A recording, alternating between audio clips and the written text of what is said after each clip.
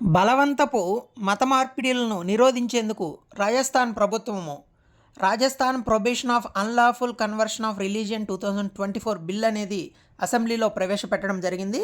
So ఈ bill 2024 నవంబర్లోనే ముసాయిదాను bhajan Lal Sharma నేతృత్వంలో cabinet అనేది ఆమోదించడం జరిగిందనమాట.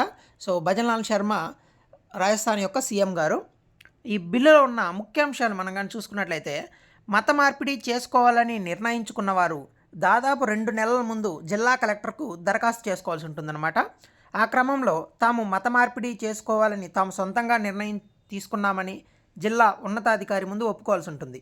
ఇందులో ఎవరి బలవంతం కానీ ఎవరి ప్రోద్బలం కానీ లేదని తెలపాలి. అనంతరం మత మార్పిడికి అనుమతులు అనేది లభిస్తాయన్నమాట.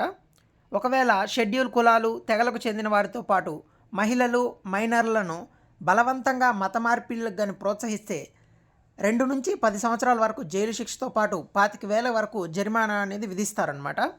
సో ప్రస్తుతానికి చట్టవిరుద్ధ మత మార్పిడి నిషేధిత రాష్ట్రాలు ఏమంటే అరుణాచల్ ప్రదేశ్, ఛత్తీస్గఢ్, గుజరాత్, హర్యానా, హిమాచల్ ప్రదేశ్, జార్ఖండ్, కర్ణాటక, మధ్యప్రదేశ్, ఒడిశా, రాజస్థాన్, ఉత్తరాఖండ్ మరియు ఉత్తరప్రదేశ్ అన్నమాట.